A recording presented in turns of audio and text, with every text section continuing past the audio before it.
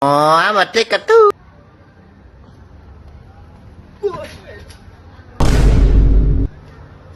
Om Swastiastu, perkenalkan nama saya Komang Agus Sunadi, nomor absen 19 dari kelas 7. Di sini saya akan menjelaskan tentang pentingnya menjaga lingkungan alam sekitar.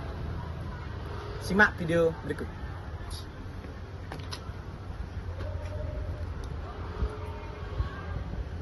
Weh.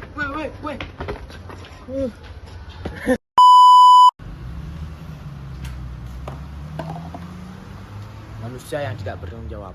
Rugi dong. Yang bener aja. Rugi dong. Yang bener aja. Yang bener aja. Rugi dong. Yang bener aja. Kenapa manusia tidak menjaga lingkungan padahal Manusia tidak menjaga lingkungan sekitar. Padahal lingkungan yang merupakan tempat tinggal semua makhluk hidup yang ada di muka bumi ini, termasuk manusia, hewan, dan tumbuhan, yang harus kita jaga kelestariannya. Lingkungan sangat penting bagi kelangsungan hidup bagi makhluk hidup. Karena apabila lingkungan tidak ada, maka manusia, hewan, dan tumbuhan tidak dapat bertahan hidup. Namun sekarang lingkungan mengalami kerusakan. Itu semua akibat ulah dari manusia yang tidak bertanggung jawab. apa sih dampaknya, Kak? Dampak jika kita tidak melestarikan lingkungan sekitar akan saya tampilkan pada video ini. Permasalahan lingkungan hidup sekarang ini memang menjadi hal yang paling sering terjadi di dunia, khususnya Indonesia. Permasalahan lingkungan hidup sendiri bisa terjadi karena faktor alam hingga karena ulah manusia sendiri. Berikut ini macam-macam permasalahan lingkungan hidup yang perlu diperhatikan.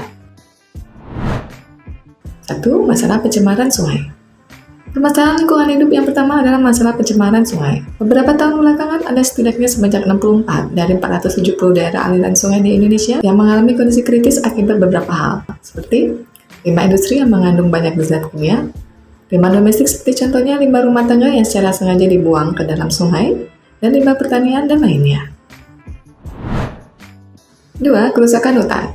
Permasalahan lingkungan hidup yang sering terjadi di Indonesia selanjutnya adalah kerusakan hutan. Dari pengunduran hutan, penebangan liar sampai pembakaran hutan semuanya menyebabkan kerusakan hutan. Jika ini hanya dibiarkan, maka kawasan hutan di Indonesia bisa berkurang kemudian membuat ekosistem jadi tidak stabil. 3. Banjir. Banjir sudah menjadi masalah lingkungan hidup yang sering terjadi di Indonesia, termasuk di kota besar. Meski bukan musim hujan, terkadang banjir juga terjadi saat musim kemarau di beberapa wilayah Indonesia, dan inilah yang menjadi salah satu penyebab Indonesia rawan bencana. Ini bisa terjadi karena perkembangan wilayah Indonesia yang membuat sistem pembuangan air tidak baik dan tidak ada penjagaan di area aliran sungai. 4. Pencemaran udara. Dengan semakin berkembangnya zaman, maka perkembangan industri serta transportasi juga ikut berkembang. Meski ada kemajuan yang terjadi, akan tetapi ada juga dampak negatif yang terjadi, yakni permasalahan pencemaran udara. Hal ini tentunya sangat berpengaruh pada kualitas udara yang bersih. 5. Penurunan keragaman hayati.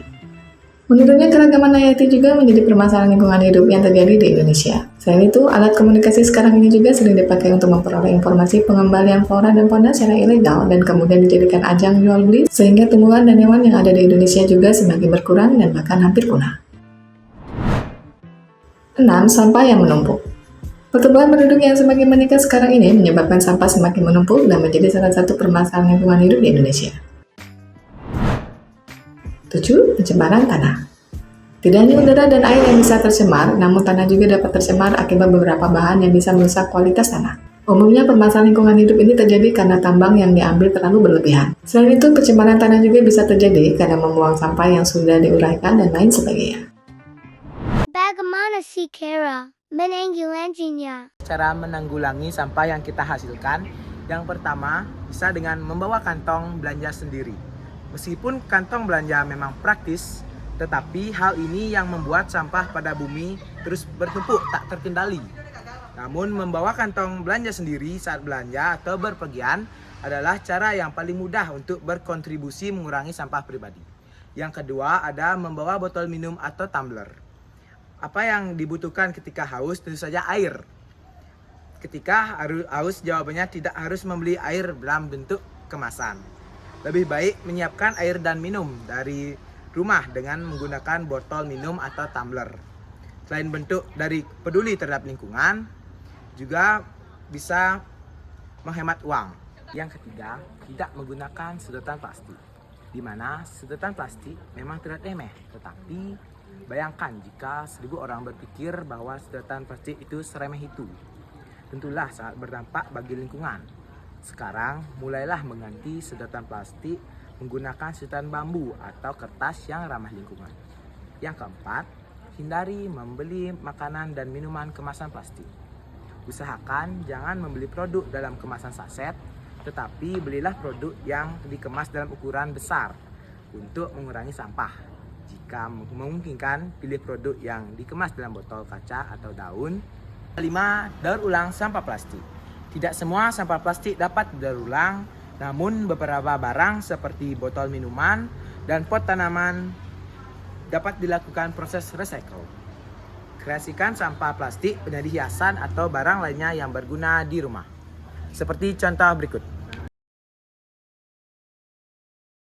Nah, jadi itu salah satu contoh dari kreasi dari sampah plastik. Oleh sebab itu, agar bencana alam tidak terus menerus, kita sebagai manusia yang hidup di muka bumi ini, yang telah diberikan kekayaan alam yang berlimpah, maka seharusnya kita berterima kasih kepada Tuhan dengan cara menjaga dan melestarikan lingkungan ini. Mulai dari sekarang, marilah kita membenahi lingkungan kita.